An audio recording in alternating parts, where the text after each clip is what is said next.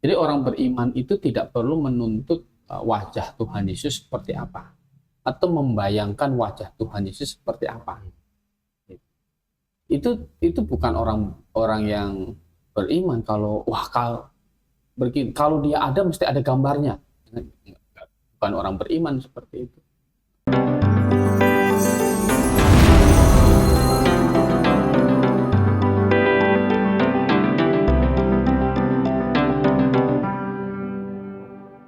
Baik, saudara, Anda memasuki bagian ketiga dari podcast kebenaran tentang bagaimana deskripsi Yesus Kristus.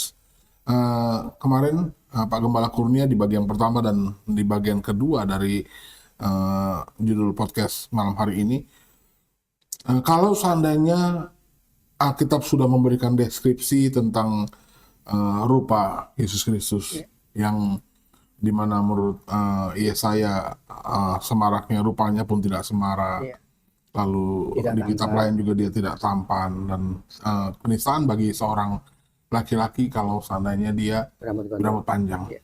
Oke.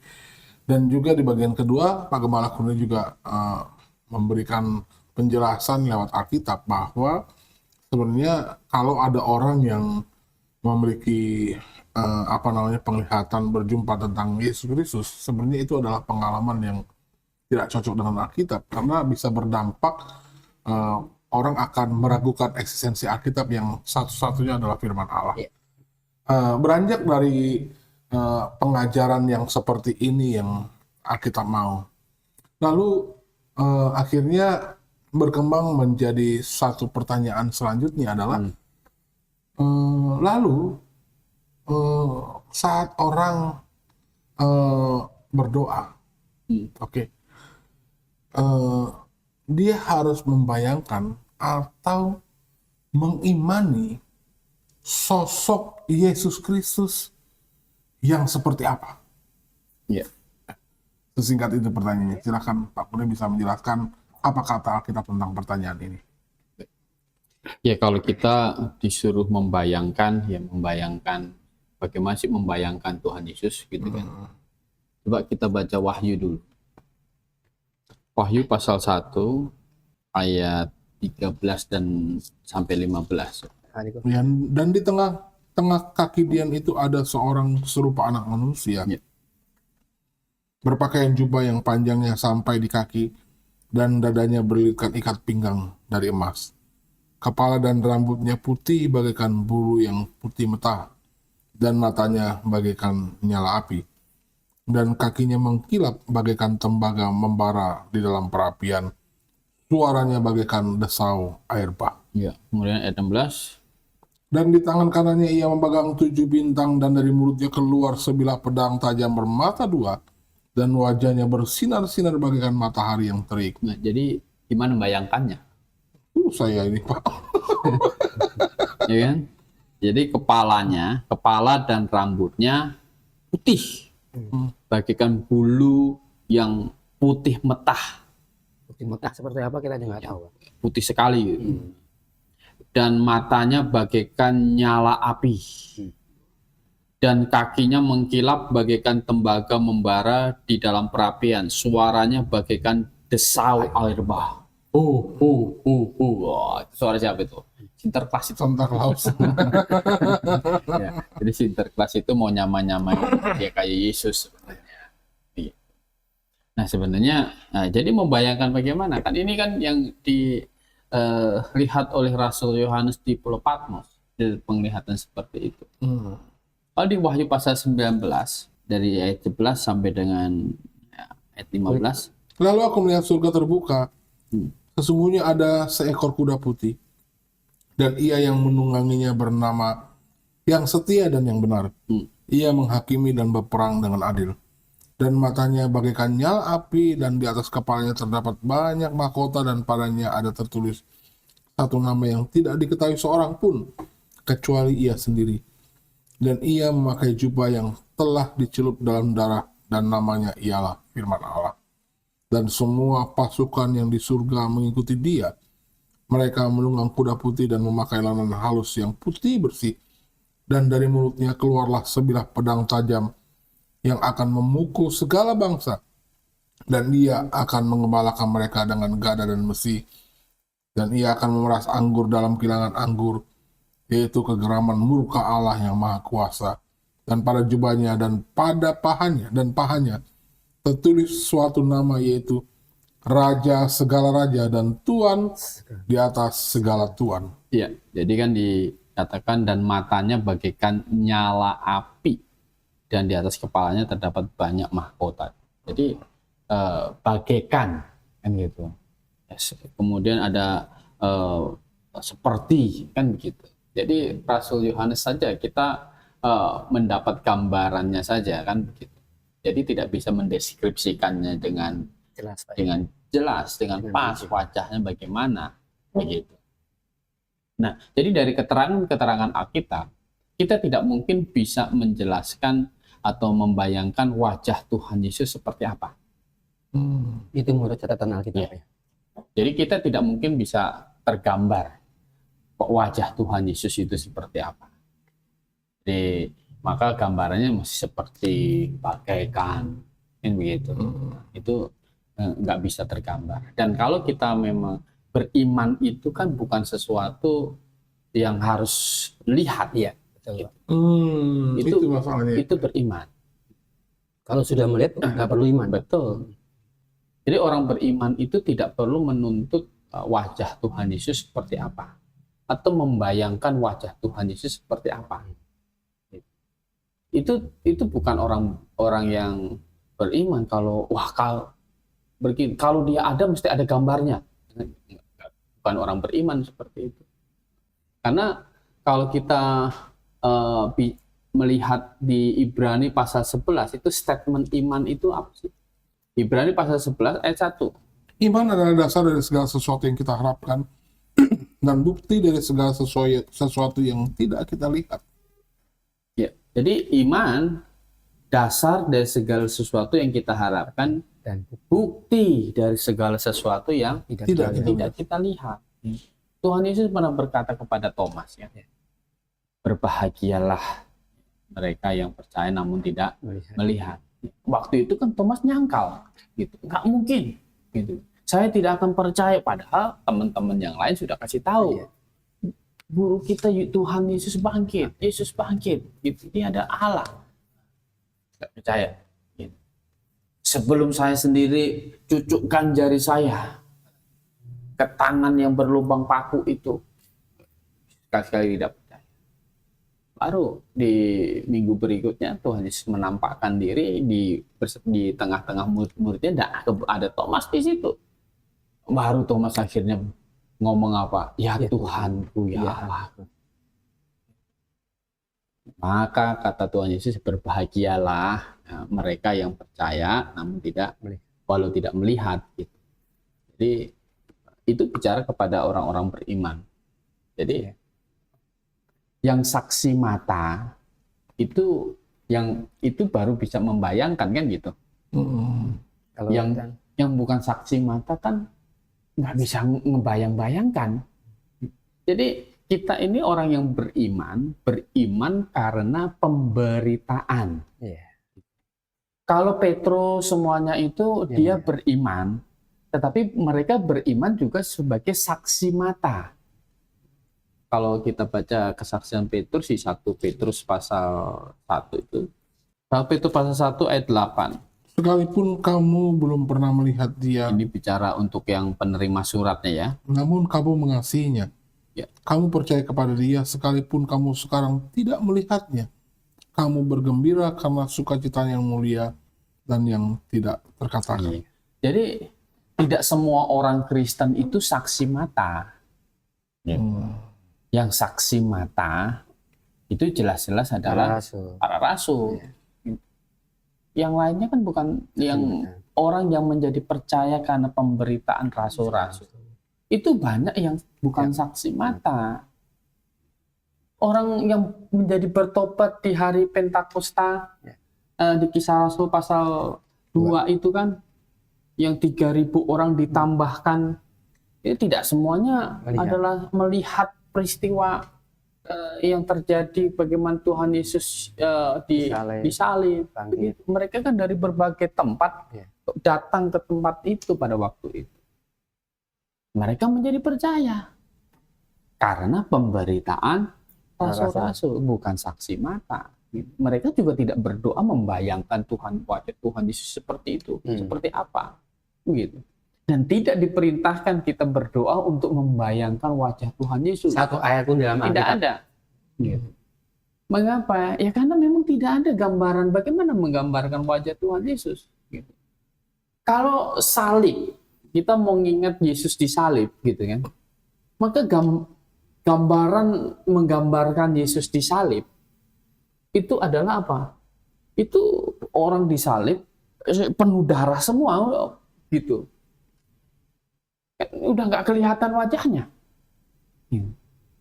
Bisa bayangkan waktu dimahkotai dengan duri kan?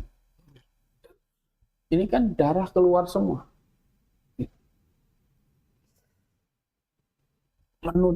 Pasti menutupi wajah Tuhan Yesus. Waktu didera oleh prajurit Romawi kan, dia didera sampai 40 kali pukulan. Harapan Pilatus waktu itu sebenarnya kalau sudah dihukum sedemikian dahsyat begitu, udah dimaafkan kan gitu.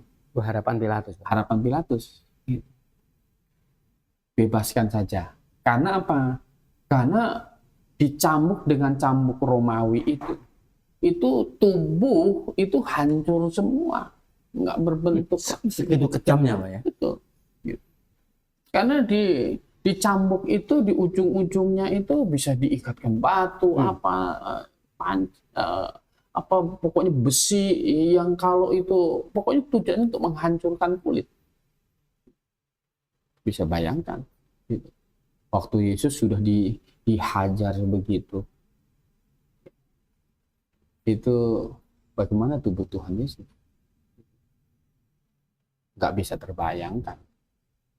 Apalagi wajahnya yang seganteng itu, Pak ya. Jadi tidak ada penggambaran Alkitab tentang wajah Tuhan Yesus. Karena Kita berdoa. ayat perintah untuk mengenang Tuhan Yesus itu cuma perjamuan Tuhan. Mengingat kematiannya, Pak ya. Itu upacara. Kita nggak disuruh mengingat wajah Tuhan Yesus seperti apa. Gitu. Berdoanya harus seperti kepada wajah ini, tidak ada. Karena apa? Berbahagialah mereka yang percaya walau tidak apa? Tidak melihat. Itulah iman, Pak. Itu iman. Kita ini bukan saksi mata, tapi kita ini saksi iman. Yang disampaikan oleh para rasul. Yang disampaikan oleh para yang rasul. ditulis di dalam Alkitab. Betul. Nah, maka kita tidak sanksi sedikit pun dengan apa yang dicatatkan di dalam Alkitab. Berarti saat orang Kristen berdoa kepada Yesus Kristus, maka sebenarnya bukan wajah Yesus yang dia bayangkan, tetapi pekerjaannya yang dia imani. Penderitaan Tuhan di kasus salib yang akhirnya dia paham betul bahwa pengorbanan Yesus itu untuk dirinya gitu ya, Iya. Pak. Jadi karya keselamatannya yang Itu yang paling penting Iya, sebenarnya. betul. Gitu. Jadi kita mengingat apa yang Tuhan Yesus lakukan karena kita bisa membaca di dalam Alkitab kan. Iya. Mengingat Yesus itu berarti mengingat kerjaannya, mengingat bagaimana dia menyelamatkan kita. Bukan mengingat wajahnya. Bukan mengingat wajahnya. Karena tidak ada perintah di dalam Alkitab untuk mengingat itu. Betul. Jadi kalau orang menjadi Kristen karena ketemu Yesus Kristus, itu akan berdampak dengan iman yang salah. Betul. Karena pasti kan bukan itu bukan Yesus gitu. Dan dengan iman yang salah ini tidak menyelamatkan, Pak. Ya kalau dia tidak berubah dari iman itu, gitu kan. Dia ngotot Yesus itu, gitu. Ya pasti salah, gitu. Ya kalau dia kemudian merubah, gitu. Oh ternyata baca Alkitab bukan itu toh. Atau dengar podcast kita, oh ternyata bukan itu tuh. Jadi betapa sayangnya, ini kalau saya gambarkan kan, banyak sekali murtadin ini menjadi Kristen, tapi karena berjumpa dengan Yesus, bukan menjadi Kristen dapat berita Injil yang benar. Ini justru membahayakan, Pak. Ya, membahayakan karena itu bisa mendorong bahwa Alkitab jadi bukan satu-satunya firman Tuhan. Gitu. Tapi kalau misalnya dia kemudian itu dalam keselamatan, kemudian dia membaca Alkitab yang diilhamkan ini, kemudian mendapatkan pemahaman yang benar, kan gitu, ya bisa diselamatkan. Gitu. Berarti kan membaca Alkitab itu akan mengubah gambaran tentang Yesus pasti. Jadi kalau yang kita gambarkan itu bukan Yesus yang Alkitab gambarkan, itu pasti salah. Gitu. Fokus kepada gambar wajah, gitu. Akhirnya berdoa menghadap itu, gitu. Yohanes saja yang tahu, yang pernah sejaman dengan Tuhan Yesus kan, menjadi saksi mata. Dia menggambarkan dalam kitab Wahyu tadi kan bagaikan, gitu kan. Jadi gambarnya seperti itu, matanya, ya, suaranya, gitu. Jadi tak tergambar juga sama Rasul Yohanes sebenarnya. Sebenarnya seandainya pun orang-orang di zaman Yesus masih hidup bisa melihat bentuk dan rupa Yesus di zaman itu karena memang dia mengambil rupa sebagai seorang hamba. Iya, mengambil rupa, dia menjadi manusia kan, betul-betul manusia, tentu pasti punya wajah, punya rupa. Tetapi itu tidak dipatenkan murid-murid gambar begitu. Karena apa? Murid-murid itu sungguh-sungguh bulat keyakinannya, mantap. Ya. Yesus itu Allah yang menjadi manusia, ya kan? Juru selamat, manusia Mesias yang dijanjikan. Mereka begitu mantap, tak berubah itu setelah kan kebangkitan. Mereka sadar ya Pak, waktu hidup begini, setelah bangkit saya nggak kenal gitu. Terus dapat penglihatan lagi waktu pewahyuan dituliskan bagikan begini, ya nggak usah digambar lah. Jadi tidak ada penggambaran wajah Tuhan. Iya. Itu idealnya kalau kita mau tunduk di dalam Alkitab. Ya kita susah kalau mau menggambarkan bagaimana deskripsinya nih di kitab Wahyu kayak begitu coba. Serba ajaib kan. Iya. Maka guru, kalau kita mengajar anak-anak, guru sekolah minggu kan, ya kan, mengajar misalnya Tuhan Yesus meredakan angin ribut di kapal itu, ya kan, itu ada gambar ilustrasi gitu. Tentu guru sekolah minggu harus mengajar, ya ini tidak benar-benar wajah Tuhan Yesus, kan gitu. Ini hanya perannya saja, gambar ini memerankan cerita Tuhan Yesus, gitu. Jadi jangan sampai anak-anak nanti besar tergambar wajah Tuhanku seperti itu, Tuhan Yesus seperti ini, kan begitu. Itu salah.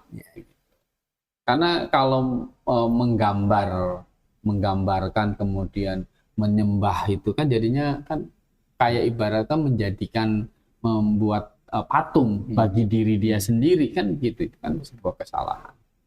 Gitu. Ya sekarang bagaimana kita menyikapin dengan banyaknya patung-patung Yesus, bahkan dibikin sampai setinggi begitu? Di Brasil, di Indonesia ada.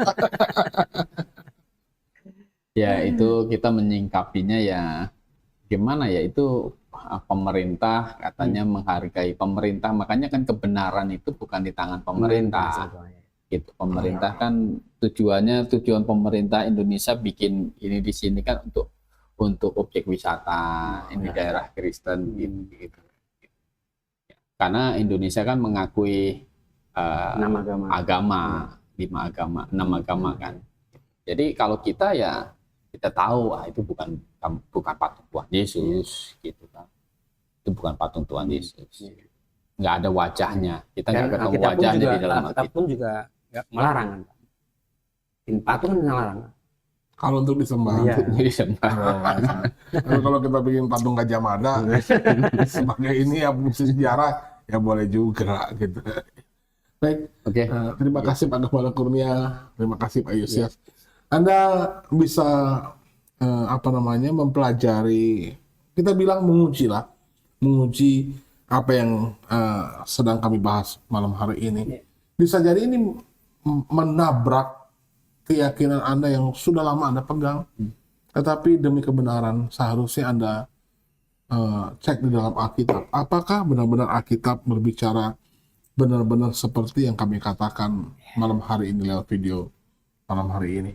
Jadi untuk melukiskan tentang keberadaan Tuhan yang sebenarnya manusia tidak mungkin sanggup untuk memberikan deskripsi yang tepat, tetapi begini yang Alkitab ajarkan, bahwa sebenarnya seharusnya manusia itu bukan berusaha untuk mencari tahu, menggambar tentang sosok Allah seperti apa, tetapi harusnya manusia sadar bahwa apa tujuan Yesus datang ke dalam dunia ini, menjadi manusia, menggambar rupa sebagai seorang hamba, mati menderita di atas kayu salib, dan akhirnya dia bangkit dan naik ke surga. Sebenarnya demi menyelamatkan manusia, itu yang paling penting. Dia mati di atas kayu salib, menunjukkan kasih yang besar kepada seisi dunia ini. Dia mati menanggung hukuman segala dosa. Dosa saya, dosa Anda, dosa seisi dunia. Dan saat Anda percaya bahwa dosamu sudah terhitung, tertanggung di dalamnya, maka iman seperti itulah yang menyelamatkan jiwa kita. Amin. Betul ya, Pak Kurnia? Ya. Terima kasih, Pak Kurnia. Terima kasih, Pak Yusias. Ujilah segala sesuatu dan peganglah yang baik. Kalau Anda suka dengan video ini, Anda bisa subscribe channel ini. Anda bisa share ke teman-teman Anda untuk mendukung kami. Kami berharap pemberitaan Injil yang benar yang diwartakan lewat podcast kebenaran itu bisa membantu Anda mencari tahu yang benar dan hidup di dalam kebenaran. Selamat malam, Pak Kurnia. Selamat malam, Pak Yus. Salam Maranatha.